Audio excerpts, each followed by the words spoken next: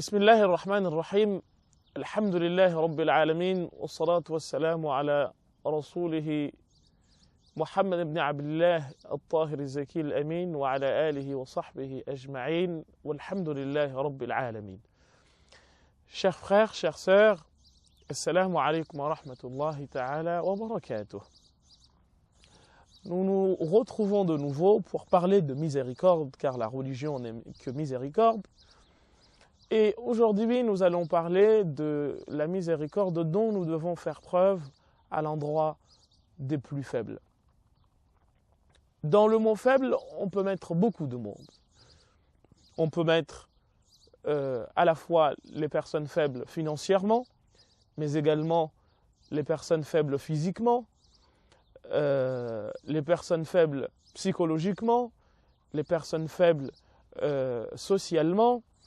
Bref, Allah subhanahu wa ta'ala nous donne à travers un verset, ou plusieurs des versets du Coran d'ailleurs, mais on va en prendre un comme exemple, nous donne l'exemple de la façon dont on doit se comporter vis-à-vis des personnes faibles. Quand le prophète sallallahu alayhi wa sallam a construit ou a fait construire sa mosquée, eh bien, une partie de sa mosquée était réservée à des gens réputés pauvres, qui étaient pauvres en effet, matériellement démunis, qui soit ont été chassés par leur famille pour s'être convertis à l'islam, ou soit parce qu'ils étaient pauvres socialement, ou soit parce qu'ils ont quitté leur ville ou leur pays pour venir s'installer à Médine et ainsi pouvoir pratiquer leur religion, leur culte comme ils le voulaient. Mais en tout cas, il y avait des gens qu'on appelle les gens de Sofa qui ont été des compagnons du prophète sallallahu alayhi wa sallam et qui avaient une partie de la mosquée du prophète sallallahu alayhi wa sallam qui leur était dédiée, dans laquelle ils lisaient le Coran. Et les non-musulmans ont vu en cela comme une sorte de faiblesse de la part du prophète sallallahu alayhi wa sallam, en lui disant de toute façon ceux qui croient en toi c'est entre guillemets des laissés pour compte, des gens qui ne pèsent rien du tout. Et Allah subhanahu wa ta'ala a voulu apprendre au prophète sallallahu alayhi wa sallam que cela était important à ses yeux, et que celui qui se met à leur côté devient important aux yeux d'Allah subhanahu wa ta'ala. Il dit au prophète sallallahu alayhi wa sallam: واصبر نفسك مع الذين يدعون ربهم في الغداة والعشي يريدون وجهه ولا تعد عيناك عنهم تريد زينة الحياة الدنيا. Allah subhanahu wa ta'ala dit au prophète sallallahu alayhi wa sallam de rester, de persévérer dans la fréquentation des gens justement dont nous venons de parler, et de ne surtout pas céder aux provocations des autres qui lui disent de toute façon ces gens-là sont comment dire des gens très faibles, socialement ne valent rien, c'est des pauvres.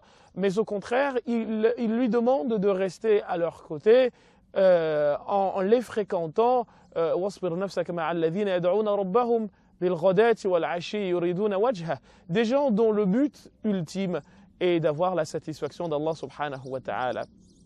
Dans un autre verset, il parle de ces gens-là comme étant des gens qui, aux yeux des gens, des croyants notamment, peuvent être considérés comme des gens très faibles, mais aux yeux des autres, c'est des gens qui pèsent. أذلة على المؤمنين أعزة على الكافرين لا يخافون في الله لومة لائم.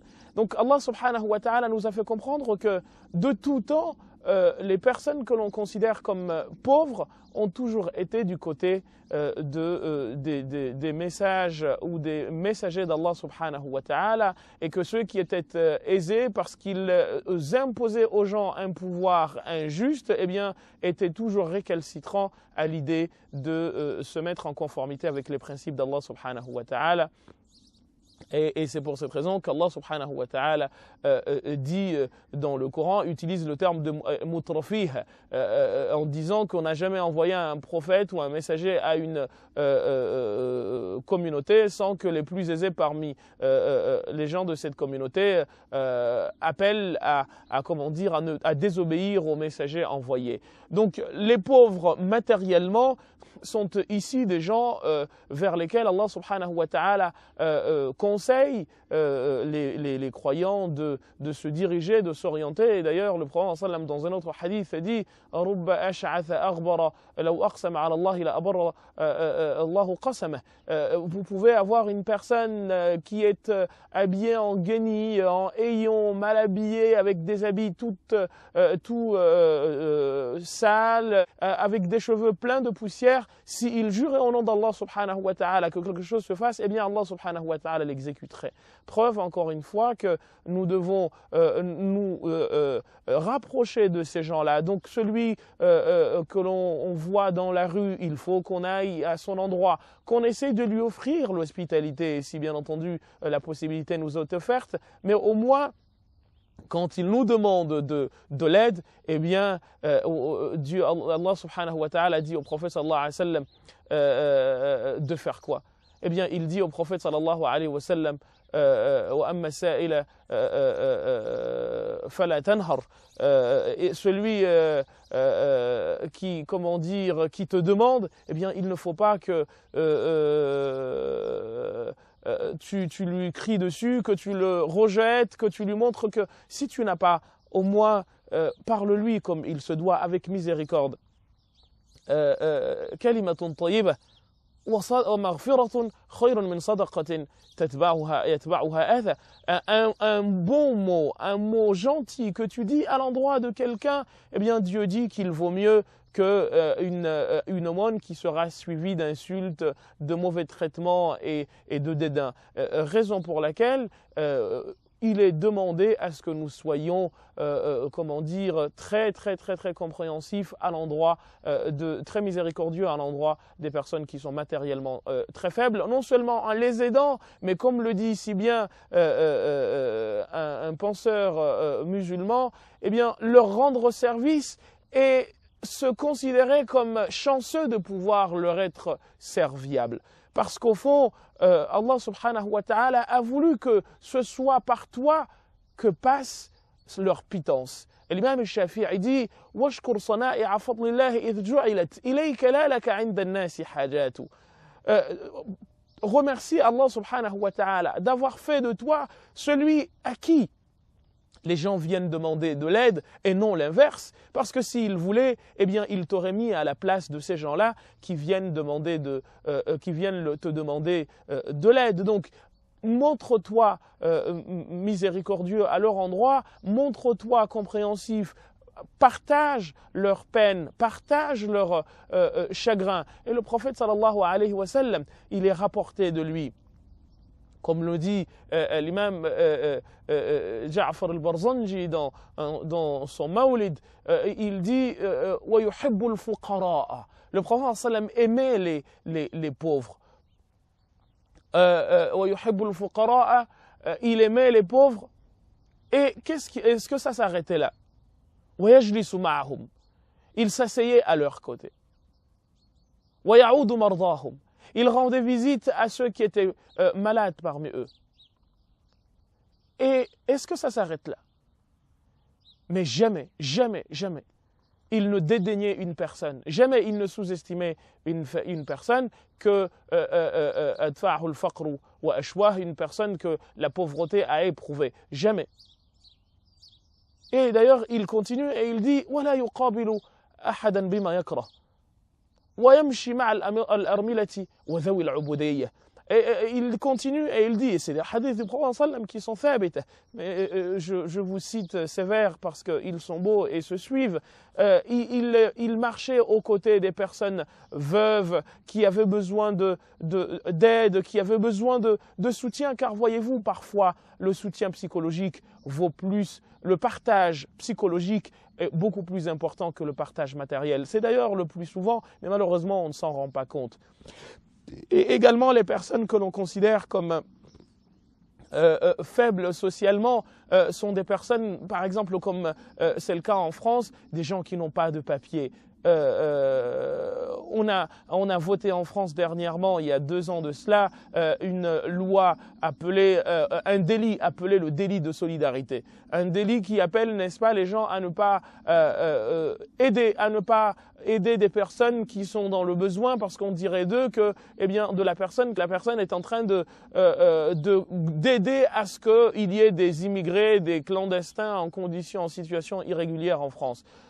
Or, il est de notre devoir de tendre la main à quiconque est dans le besoin. Il est de notre devoir de tendre la main à quiconque a besoin qu'on la lui tende. Il est de notre devoir de partager. C'est ce que dit le prophète sallallahu alayhi wa sallam, que Allah subhanahu wa ta'ala aide une personne par ton intermédiaire. Il n'y a rien de mieux au monde. C'est ce que nous enseigne l'islam. L'islam nous enseigne à justement être à l'écoute des autres, à partager avec eux. Les hadiths du prophète sallallahu alayhi wa sallam sont de ce point de vue-là, on ne peut plus nombreux. Lorsque le prophète sallallahu alayhi wa sallam, dans un hadith qu'on a déjà cité, a dit les hommes sont tous les pauvres de Dieu et les meilleurs des créatures d'Allah subhanahu wa ta'ala à ses yeux, et celle qui est le plus au service de ces pauvres. Le prophète sallallahu alayhi wa sallam, chers frères et sœurs, nous enseigne ici le besoin que nous devons justement, le comportement que nous devons avoir vis-à-vis des personnes qui sont faibles, et ce, quelle que soit leur confession. Car voyez-vous, l'humanité, la vie humaine, Allah subhanahu wa ta'ala l'a sanctifiée. Peu importe la confession de la personne, dès lors que la personne mérite d'être aidée, eh bien, il faut l'aider. Le prophète sallallahu alayhi wa sallam, alors qu'il est à Médine, il apprend que à la Mecque, une sécheresse était en train de faire rage. Quelle a été sa réaction? Eh bien, il a envoyé ce que l'on pourrait appeler en des termes actuels une aide alimentaire. Et d'ailleurs, les Mécois, quand l'aide leur est parvenue, ils se sont dit, mais celui-ci cherche à corrompre, à compromettre, n'est-ce pas, l'esprit de nos enfants, il ne faut pas l'accepter. Or, le prophète sallallahu alayhi wa sallam ne voulait, ce faisant, rien d'autre que secourir des humains qui étaient menacés par une disparition certaine, étant donné qu'ils n'avaient pas de quoi manger.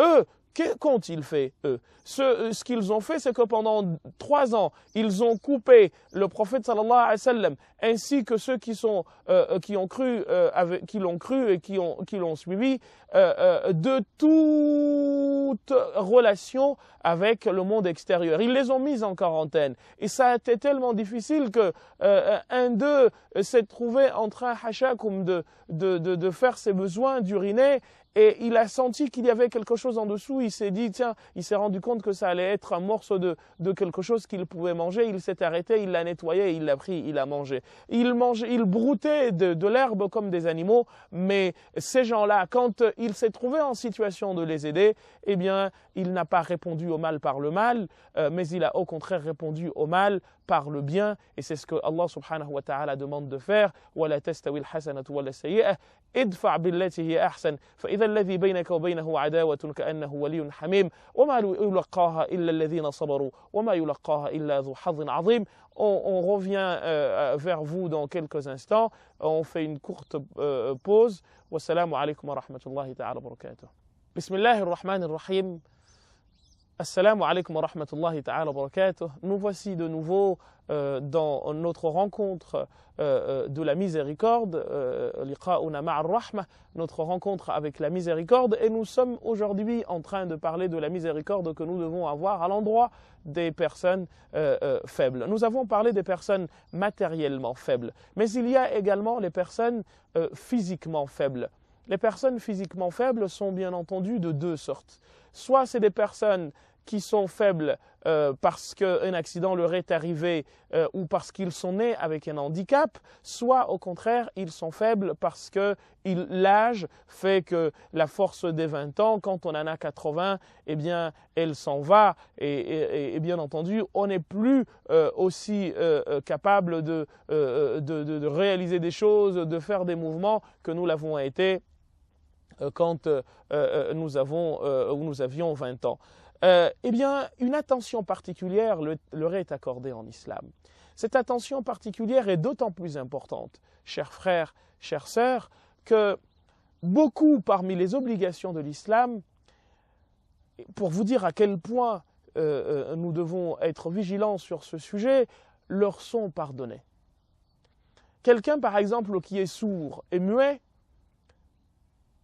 la prière ne lui est pas obligatoire.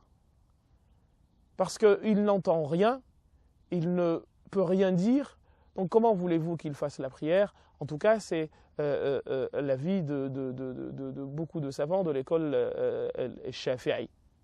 Une personne faible, donc handicapée par exemple, ou très âgée, qui a atteint un âge très avancé ou qui est malade parce qu'elle souffre de problèmes de santé, même le jeune, il ne lui est pas obligatoire de le faire, mais il peut même lui être interdit de le faire.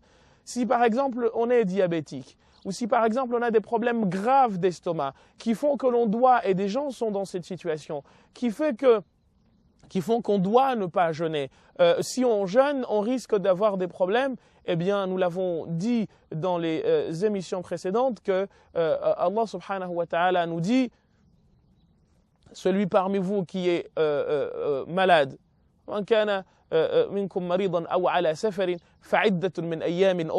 celui qui y est malade ou qui est en voyage, on lui demande d'ajourner le jeûne et de le rattraper après. حتى قال الزمخشري في تفسيره الكشاف أنه يجب على المسافر أن يترك الصوم. الزمخشري rapporte dans son tafsir, son exégèse intitulé Al-Kashaf, que celui qui est en voyage, il lui est obligatoire d'arrêter comment dire, de jeûner. وهذا ما أفتى به بعض العلماء, et c'est l'avis de certains savants. Et Sad al-Hanafi, مثلا, les Hanafites disent que c'est recommandé, très recommandé de ne pas jeûner quand on est en voyage, parce que ça fait partie de ce qu'on appelle el-rukhas, et ils disent que c'est quelque chose qu'Allah subhanahu wa ta'ala a donné à l'humain, dont il faut bien entendu qu'il sache profiter. Et bien, c'est vous dire à quel point c'est très très important de prendre en considération le fait que quand on est faible, eh bien, Allah subhanahu wa ta'ala nous regarde avec un regard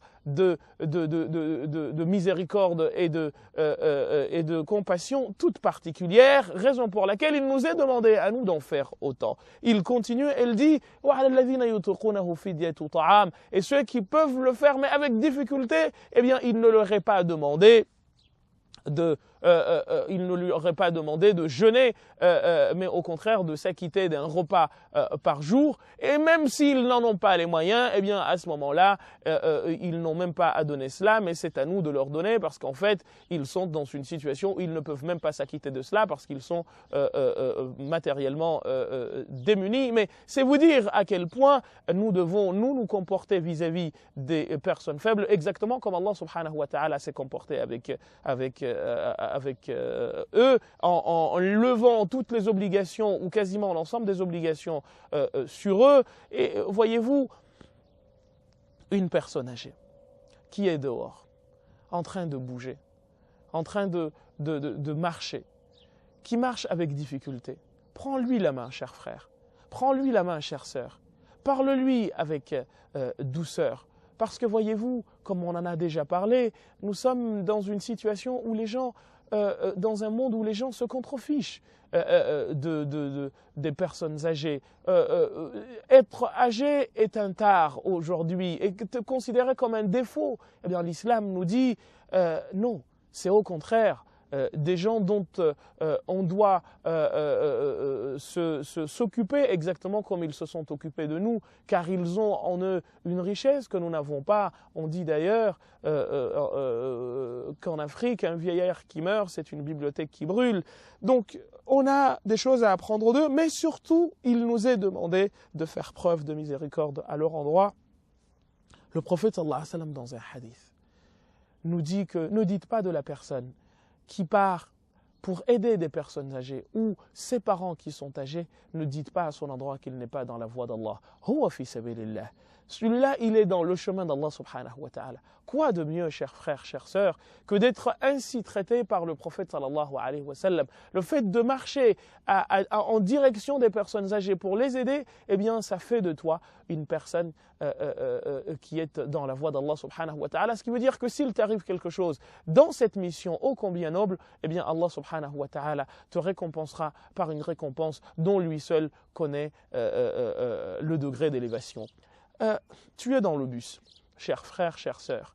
Il faut que tu sois le premier, ô toi musulman, à te lever dès lors que tu vois une personne se présenter devant toi. Nous avons dit que le prophète sallallahu alayhi wa sallam a dit "Laysa minna man lam yarham saghirana wa yuwaqqir kabirana." Il est de notre devoir de montrer du respect vis-à-vis des personnes âgées parmi nous. Parce que le prophète dit celui qui ne fait pas miséricorde au plus petit parmi nous et ne donne pas le respect qui se doit. Et ici, respect, c'est pas seulement de se montrer, de faire des galipettes auprès de la personne, c'est surtout être là quand cette personne qui n'a plus les mêmes moyens que toi, eh bien, que nous soyons en situation de l'aider, que nous partions à sa rencontre, que nous le prenions en charge, que nous lui montrions qu'il n'est pas un poids.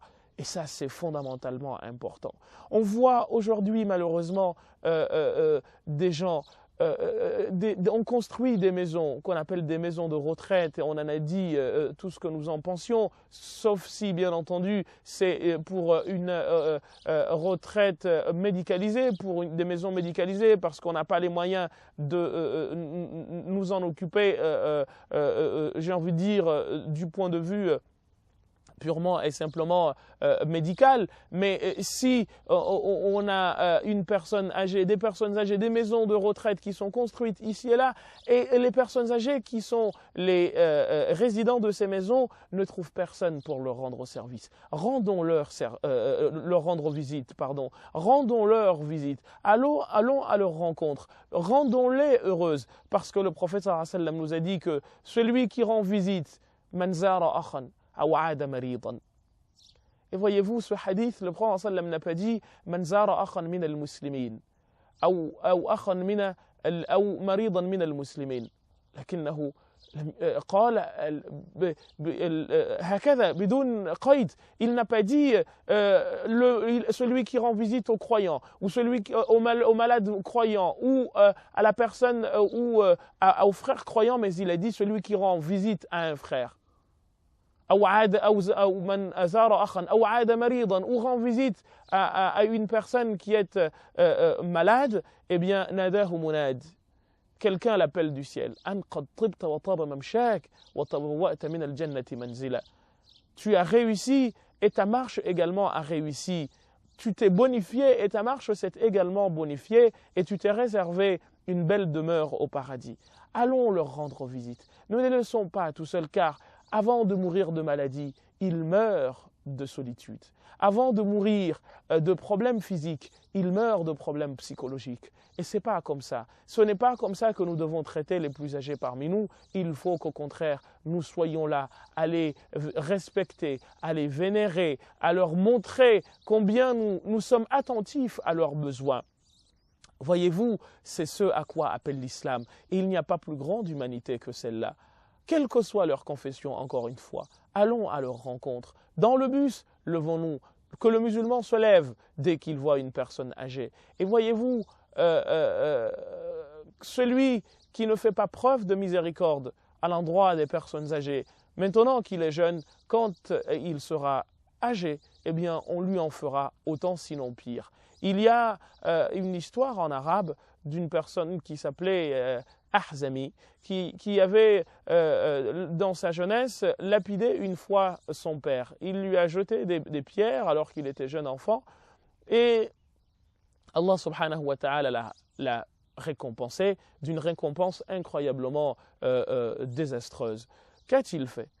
La personne a grandi, Ahzami a grandi, et quand elle a grandi, elle a eu des enfants, et Dieu ne l'a pas puni par ses enfants, mais il l'a puni par ses petits-enfants, ce qui rend la douleur encore plus difficile. Et il s'est mis une fois, il s'est trouvé avec ses petits-enfants qui lui en ont fait voir de toutes les couleurs et ils lui ont jeté des pierres tellement qu'il a commencé à saigner. Et il a dit « Inna bani yadarajuni bidamin shinshinatun a'rifuha min ahzami » Mes enfants m'ont fait saigner, c'est une mauvaise habitude que je connais de Ahzami, parlant de lui quand il était jeune, il en a fait la même, il en a fait voir de toutes les couleurs à son père et Allah subhanahu wa ta'ala le récompense ici par ses petits-enfants. Donc soyons à l'endroit de ces gens-là très miséricordieux en leur montrant encore une fois à la fois tout l'intérêt que l'on a pour eux, en étant là, en leur rendant service. Ils ont besoin de bouger, s'ils ont des difficultés de marche, qu'on les aide à marcher. S'ils ont besoin qu'on aille leur faire des courses, organiser des associations. Par exemple, pour aller faire les courses aux personnes âgées qui se retrouvent dans des appartements coincés, qu'ils ne peuvent pas en sortir. Ça, c'est la miséricorde que l'on attend de nous. Ça, c'est la miséricorde que l'on doit faire à l'endroit, que l'on doit utiliser à l'endroit des personnes âgées. Vous avez également à côté des personnes âgées, les personnes qui sont handicapées. Dans les pays musulmans, dans certains pays musulmans, pas tous, eh bien l'handicapé est considéré comme une personne attardée. Non, c'est Allah qui a voulu qu'elle soit comme ça. Et d'ailleurs, un hadith du prophète sallam dit que le jour du jugement, on va voir que Dieu les a tellement élevés qu'on dira « mais pourquoi n'ai-je pas été comme eux ?» Donc ce n'est pas un tard, au contraire, c'est Allah subhanahu wa ta'ala qui a voulu qu'il soit ainsi. Ici, dans certains pays d'Europe, ou dans tous les pays d'Europe, on fait tout pour que les handicapés aient tout ce dont ils ont besoin, mais on n'en fait pas suffisamment. Ils ont des difficultés d'accès à certains métiers, mais également des difficultés d'accès purement et simplement à des endroits publics. Et des politiques sont lancées, elles ne sont pas encore suffisantes, mais il y a déjà une prise en compte de la demande, ou plutôt de l'exigence naturelle, respectable et obligatoire que nous devons, nous valides, avoir à l'endroit des personnes handicapées, c'est-à-dire leur rendre la vie aussi facile que la nôtre. Dans certains pays musulmans, pour des raisons de pauvreté, mais également pour des raisons de mauvaise conduite, eh bien, ces gens-là sont mis vraiment en marge de la société. Être handicapé ne signifie pas être mentalement malade, c'est à réfléchir. Même si on est mentalement malade, on doit également être pris en charge parce que la miséricorde exige, bien entendu, Allah subhanahu wa ta'ala, de par sa miséricorde, exige que nous en prenions soin. Ja'ala Allah wa iyyakum min alladhina yastami'una al-qawla fayattabi'una ahsana. Wa sallallahu wa sallim wa baraka ala sayyidina Muhammadin wa ala alihi wa sahbihi walhamdulillahi rabbil alamin wa jazakumullahu khairal jazaa. À un autre rendez-vous. Wassalamu alaikum wa rahmatullahi ta'ala wa barakatuh.